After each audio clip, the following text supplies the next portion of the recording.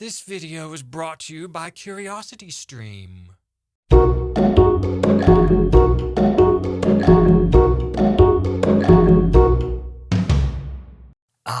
Aspiring one, stay a while and listen. It's time for you to hear the tale of Exposition. For you see, many years ago, there was a golden age in science fiction and fantasy when writers could merely front-load all of the exposition into a story. Sometimes this would happen in Chapter 1. Some even had entire primers consisting of walls of text before the story even began. Why, back in that golden era, science fiction writers could expound upon in length the bloated workings of their settings technology side by side, with fantasy writers who could dump the entirety of their settings history into a single long chapter without care. Those were indeed better days.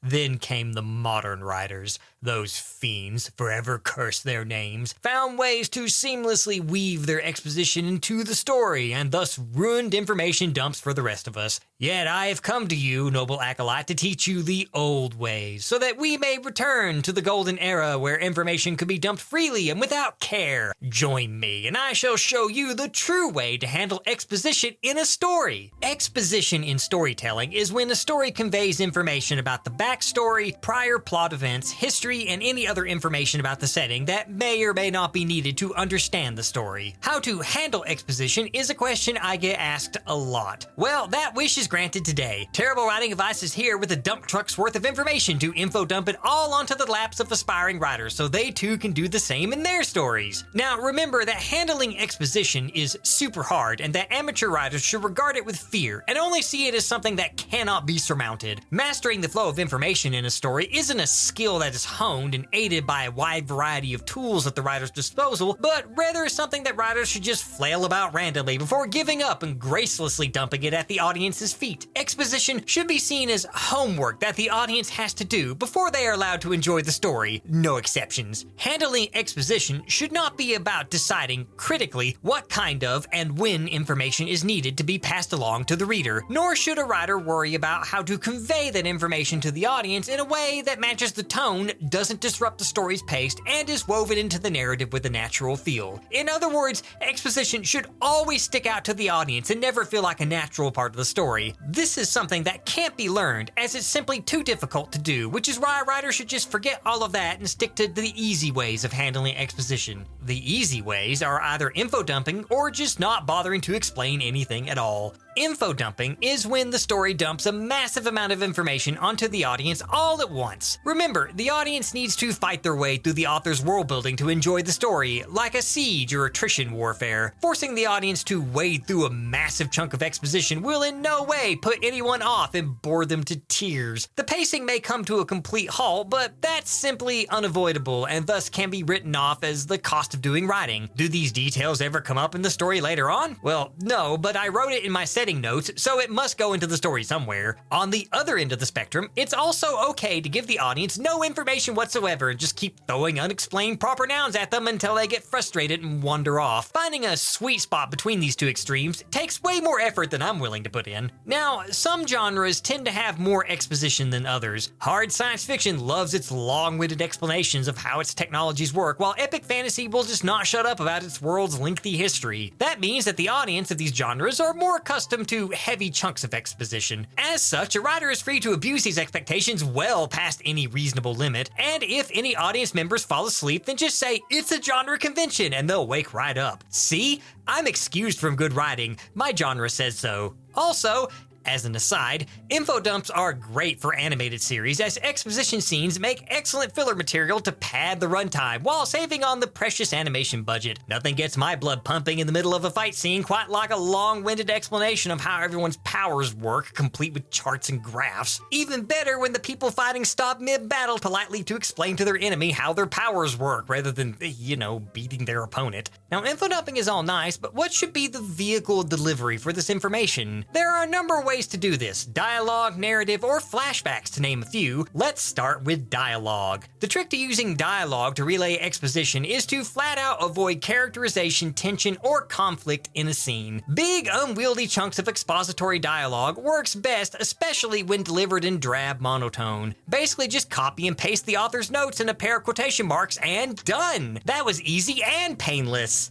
Well, for me anyways. What if the exposition is something an in-universe character would already know? Well, as you know, Bob, this technique is called As You Know, Bob. When a character explains something to the audience under the guise of lecturing to a character, even if that character should already know the information being presented since they live in the setting. The trick to this is to make it as clumsy and out of place as possible. Kind of like a cashier explaining to me how a fuel injection engine works while I'm buying groceries. For example, monsters threaten the protagonist's hometown. Does the grizzled monster hunter struggle to figure out exactly what critical information to give the protagonist about the monster in order for them to survive the encounter? Does he have to rectify the protagonist's pitifully incomplete knowledge on the setting's monsters? Does he have to quietly explain how to defeat the monster while it hunts them? Does a second hunter argue with the first over the best method to kill the monster while they clashed over details of the monster's biology? Does the protagonist try not to panic as the hunter explains exactly why they don't want to get caught by the monster alive? And as the protagonist once purely academic knowledge must now face the test of actual experience? No, instead the early action scene comes to a halt as the hunter calmly explains the setting's monsters while the monster itself politely listens and waits for the exposition to finish. We can't have conflict or character development in our expository scenes after all. While I'm at it, I think I'll have the character whose only purpose is to dispense exposition. In fantasy, this usually takes the form of a small, annoying magical creature, and in science fiction, this usually falls to either a professor character or a robot. Does this character have a character outside of explaining things? Do they get their own character arc? Are they at least really funny?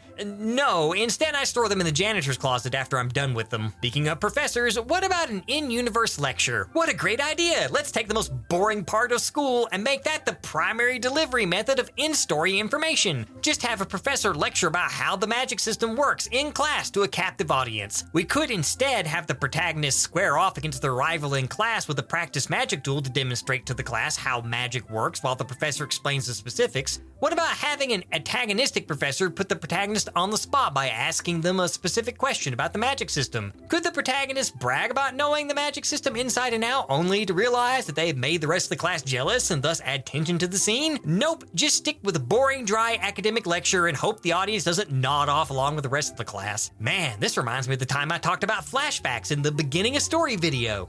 We need to start with a flashback. Rather than using that flashback to show a key character moment, let's instead use it to reference an event that will in no way shape the protagonist's outlook or ever come up again in the story. Still not enough? Let's flashback within a flashback. That won't be confusing.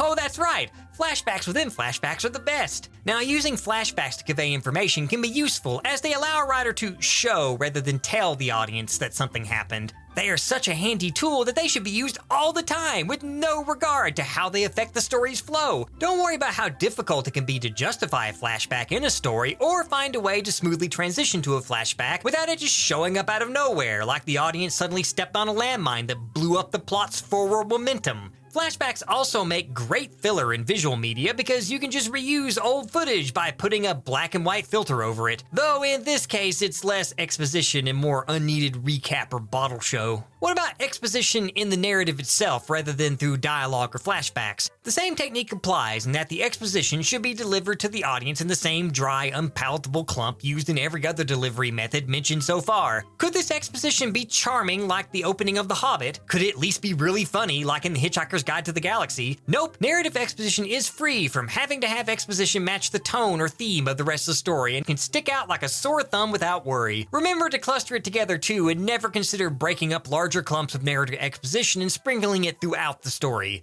Remember that exposition only works when wielded like a club to the face. For example, what if the writer wanted to tell the audience about the Great Backstory War? A dull play-by-play account is obviously the best method. If the writer wants to stress that the Great Backstory War was really bad, then they should avoid having, like, say, a normally cheerful and boisterous character known for embellishing stories, revealed to be a veteran of that war, and that they just flat out don't want to talk about it. Don't tease out little details that could tell the audience more about an event than a 10-page 2-page essay on the subject. Never turn tidbits of exposition into compelling plot hooks, foreshadowing, or interesting mysteries that could tease out future possibilities. Remember, exposition should never excite the audience or challenge them in any way other than their patience. Now, what about deciding on when exposition is even needed? Is the information even relevant to the plot? Does it ever come up in the story at all? Does it create new possibilities somewhere down the road? What does this add to the story? Nothing. It's just there to make me sound smart. For example, what if I wanted to explain my science fiction story's faster than light drive? Does this drive's function ever come up in the story, like a drive failure mid-jump that could leave the crew's atoms scattered across the cosmos? The chief engineer could explain exactly why that's bad to stress to the young officer protagonist that the FTL drive indeed does need to be fixed now. But do I really want exposition to drive the narrative stakes and tension in my plot? No. If people are too immersed in the story, then how will they ever realize how clever the pseudo-physics nonsense that powers my FTL drive is? Exposition should always be in the story, but never part of the story. Kind of like a brick in your breakfast cereal. And if anyone complains about all the information dumps, then just say that's how the classics did it, because I'm sure the same audience standards still apply. Expository scenes cannot be layered to pull double or even triple duty. They are not allowed to be fun or interesting in any way. Successfully relaying information in a story is all about ignoring the massive array of tools a writer can use to convey information to the audience. It's all about perspective. Mainly a perspective that a writer should see handling exposition deftly as an insurmountable wall, and then turning that insurmountable wall against the audience instead.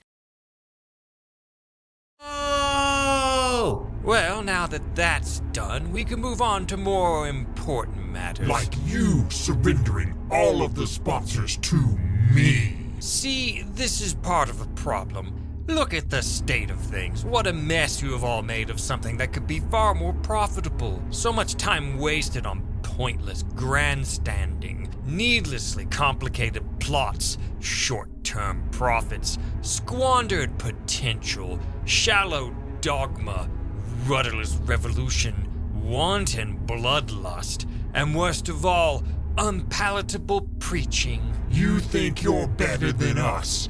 Greed is evil too. I disagree. I am elemental and not just an intrinsic part of this world, but a fundamental aspect of all life. When the first cell decided to store energy was when my power truly began. I'm life's very motivation, a desire to better oneself and situation. Greed is evil? No.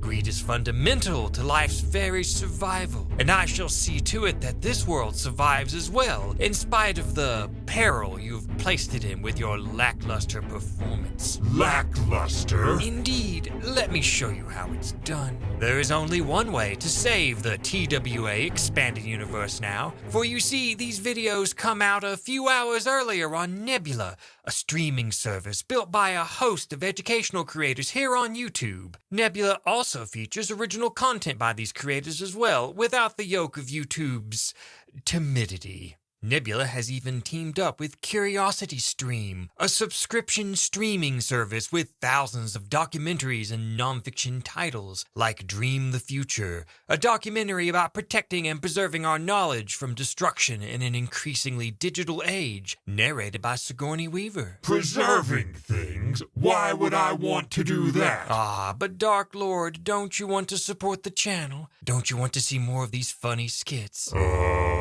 You see, I have a deal on offer. TWA fans can sign up at curiositystream.com/TWA and get 26% off CuriosityStream's annual subscription for less than $15 a year. That's $14.79 using the code TWA to get both CuriosityStream and free Nebula access, including ad-free TWA videos. Wow. So, if you offer people something rather than just threaten them with death and torment, then they will be more likely to do what you want? See what happens when you unleash greed? We all get nice things. At any rate, I'm done here. Now it's time for everyone present to make a choice.